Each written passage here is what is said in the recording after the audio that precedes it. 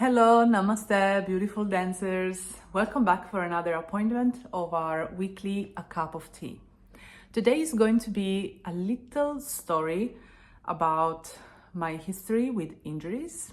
I have many to share, and a few tips to deal with injuries in dance or yoga journey.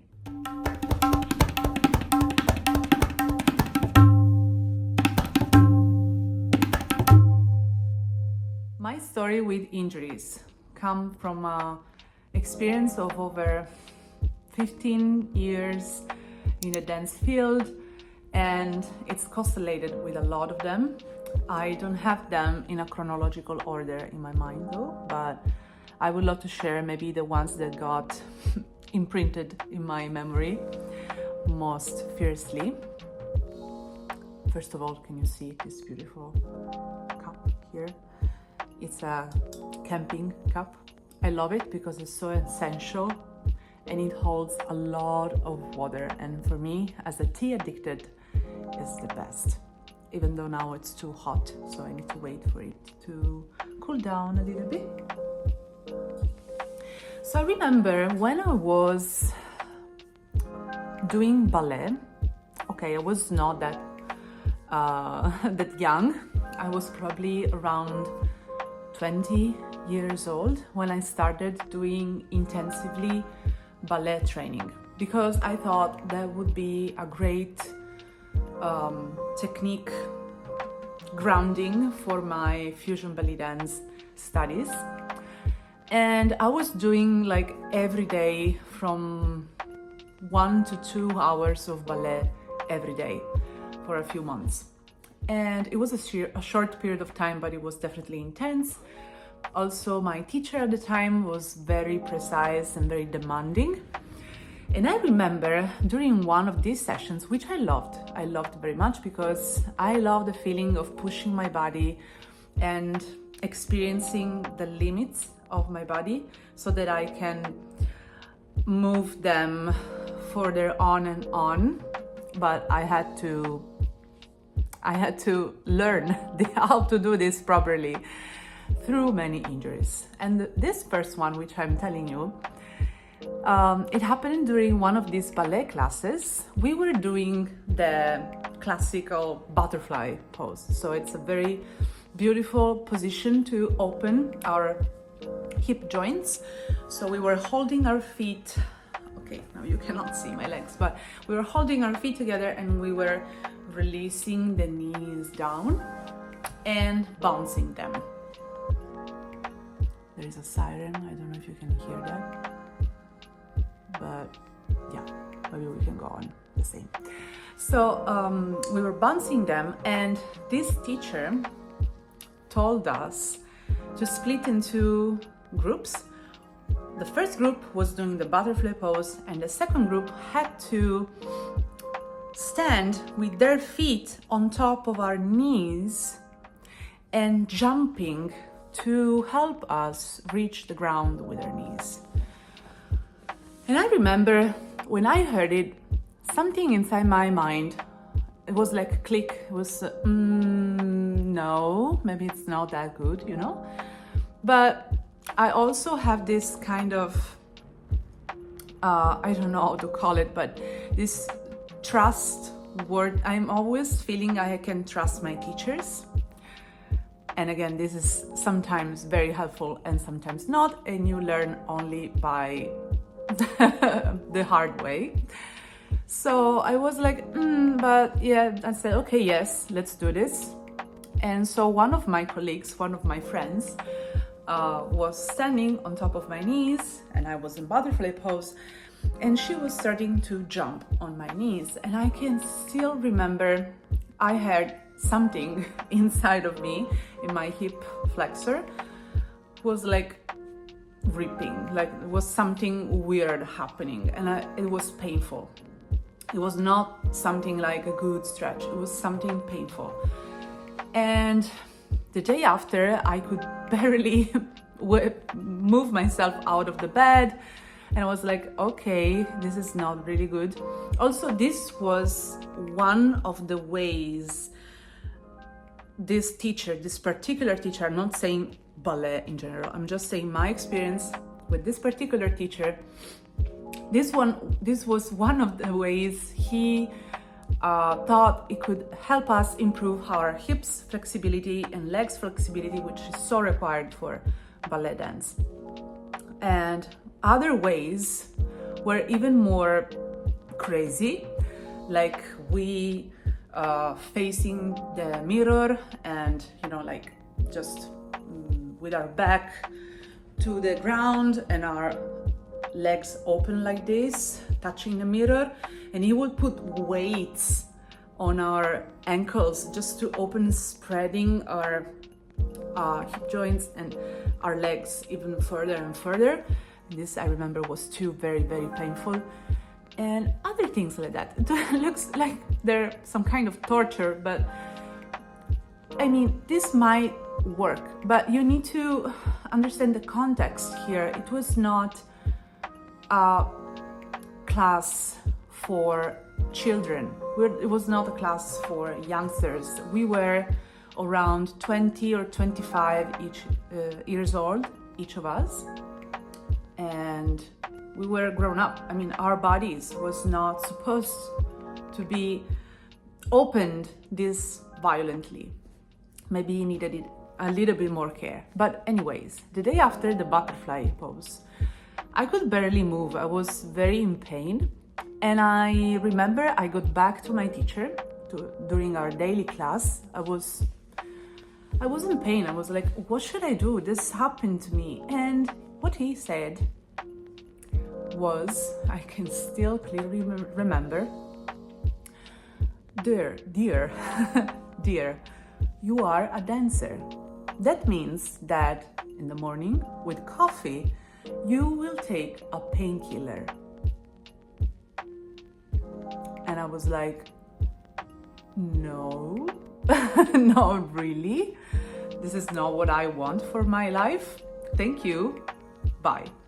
And that was my last time in that studio and with that teacher, unfortunately, or maybe fortunately. Anyways, this is one, maybe the first one which I want to tell you, because it's very symptomatic of a certain kind of mindset during the dance training, and this can be applied to yoga training as well, because there is this feeling that the body is a kind of plastic thing that needs to be manipulated in order to achieve the perfect form.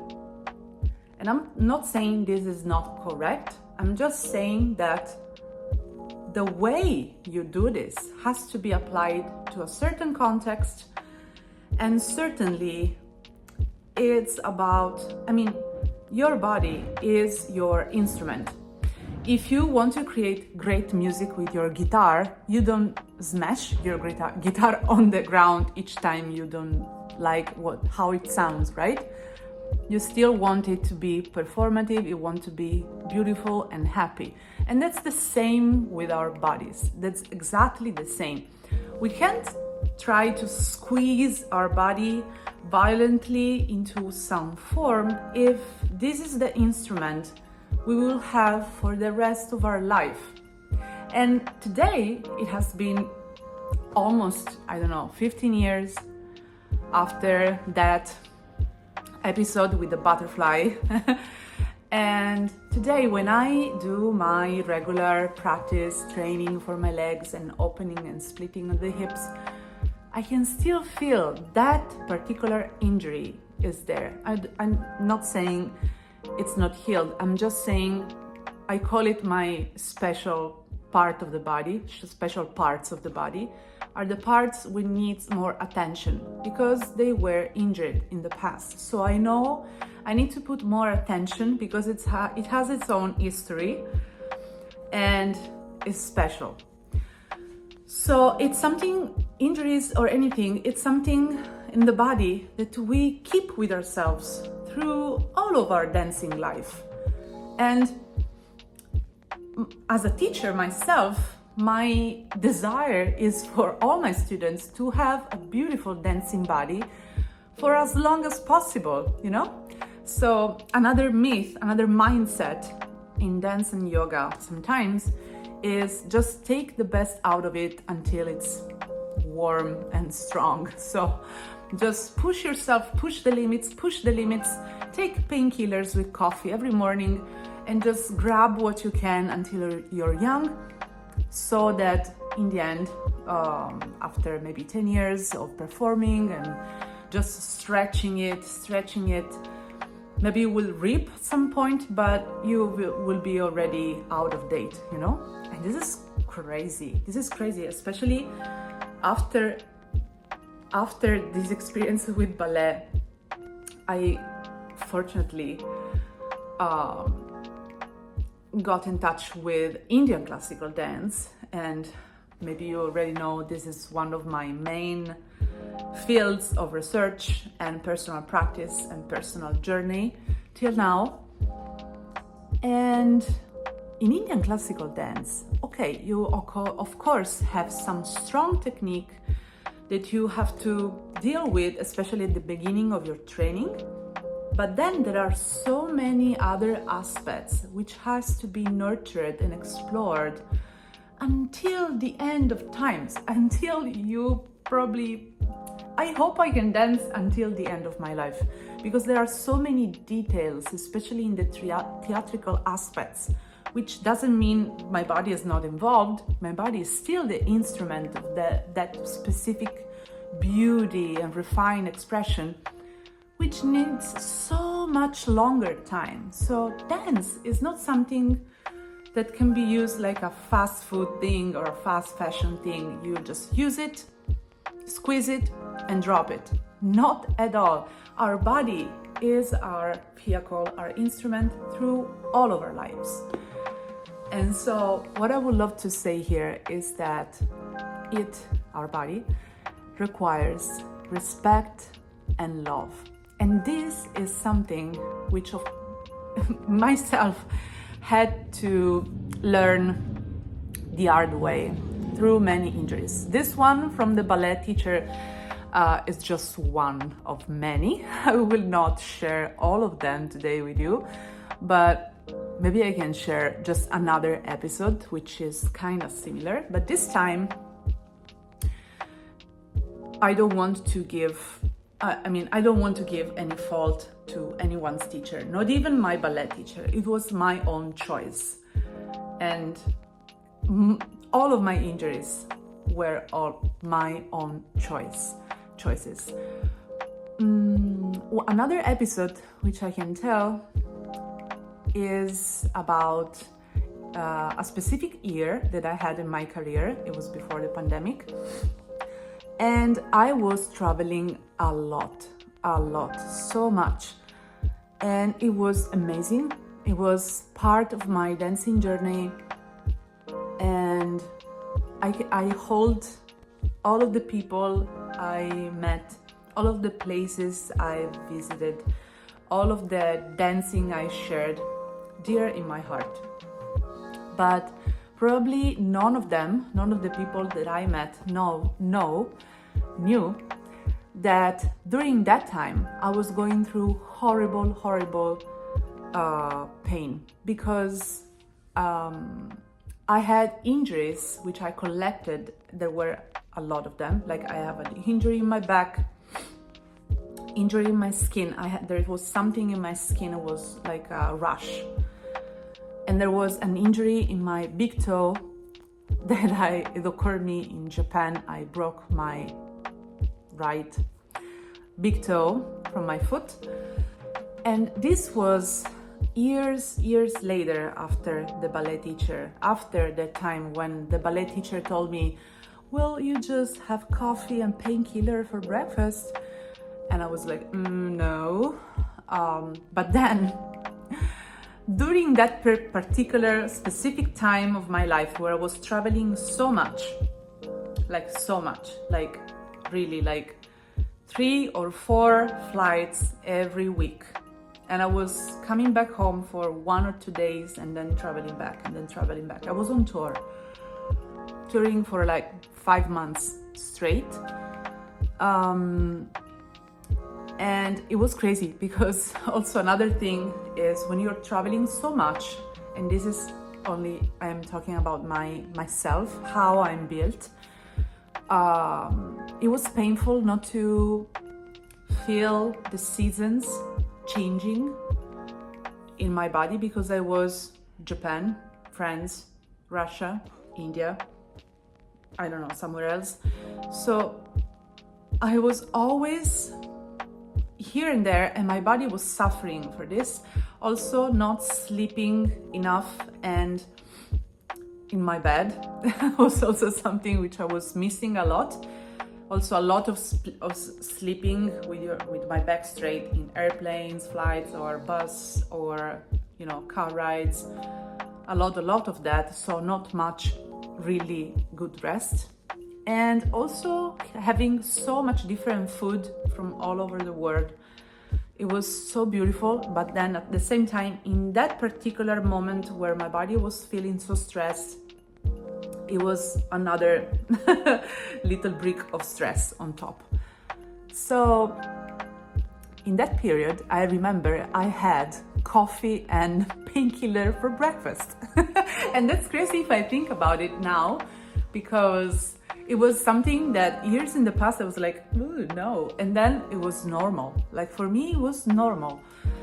And that's when I realized that it had become normal, that I said, okay, there is something wrong with this. Because it's not possible that to deliver work, to dance, to do workshops and shows, or even just to stand up from my bed or from a chair, I had to take a painkiller. This is not right. And I hope you all here feel the same. This is not cool. This is not right. Of course, if you don't have any particular issue or any particular illness that requires you to have some kind of medicament on a daily basis, it's not correct to bring your body in that stress position of pain, unresolved issues and problems, and to take painkillers just to deal with the day. So let's take a sip of water, warm water. Hopefully it's not that hot now.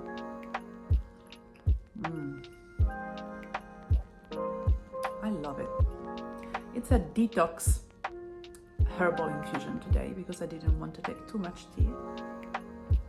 Very, very beautiful. Thank you. So I want to finish this little speech pointing at 3 main aspects which I think are very important when you are dealing with an injury or with a possible injury or with an injury from the past. First thing is, number 1, when you're dealing with an injury happens. We don't want to know, we don't want to the reason why or who did it or why, or being guilty. No.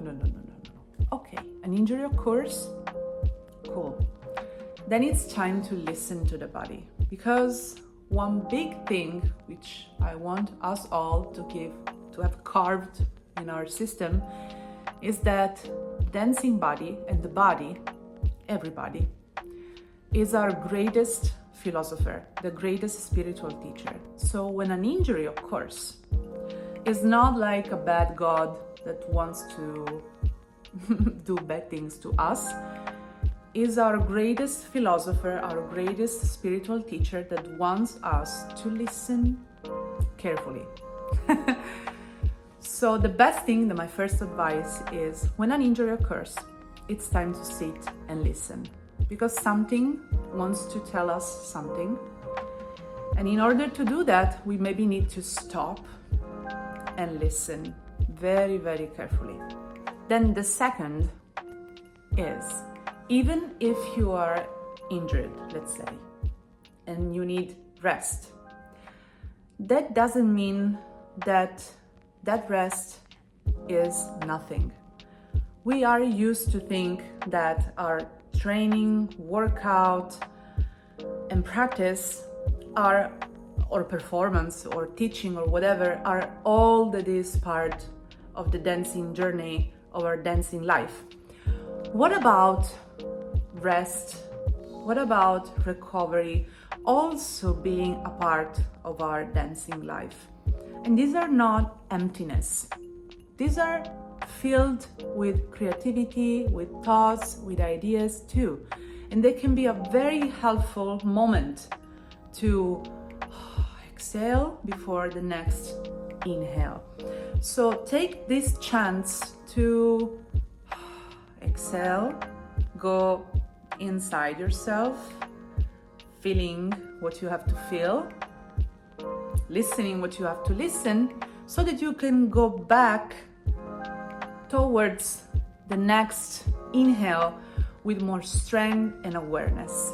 Also, one thing that I remember when I was in my early years of learning Indian classical dance, my dearest guru, Nuria Salagrau, once told me I was in a very bad fever, so I couldn't go to study live in person. And I wrote to my teacher an email and I said, I'm so sorry I cannot dance right now because my body feels so, you know, when you're fever, you're not really good to dance. And my teacher, Nuria Salagrau, once responded me and she said, well, you can still dance with your imagination. And that for me was like, boom, wow, this is so beautiful. I can be in my bed, resting and releasing, and I can still hear her beautiful voice. I can still hear her tattukari, our wood stick with the rhythm, with the tala, and I can still imagine myself doing all the beautiful steps that I learned, and the choreography and the mudras and the expression. And you know what happens? That when you use your imagination in this active way, something changes with your next inhale, let's say with the output, the actual practice. When you go back to practice, something's changed. It's like you have a more grounded feeling, and it's like you've been through another kind of practice, which is more inside. It's something I suggest you might try. It's very, very interesting to dance with your imagination. So take this time of rest as a way to rest, feel, listen, and nurture your imagination, which is the invisible side of our dance journey. And it's so rich and infinite. Very important. So my third tip here, when you are recovering from an injury of any kind, and this might be a body injury, this might be an emotional injury, this might be an injury that occurs to your family, society, city, or life, whatever that happens. The best way to recover, you listen, you use this time to work to build a beautiful relationship with this invisible, and then you push yourself one step at a time, gently, but with a vision. And this is a very great way to improve. Even if you don't have any injury, this is a great way to improve in your dance life, technically or in any other aspects. To push yourself, but gently. Like if you want to move something which is in the water, like balancing on the surface of the water, you don't want to create too much waves all around. So you want to push it very, very gently, but with a vision. You want to go there very, very, very gently, with calm and awareness. And this is the best way to feel where the limit is. And the limit is never a wall is a surface which can be penetrated, but it has to happen at its own time. It opens spontaneously when it's ready. I hope you find all of this inspiring for your dance journey. Let's take another sip of our tea together. And I'll see you next week. Mwah.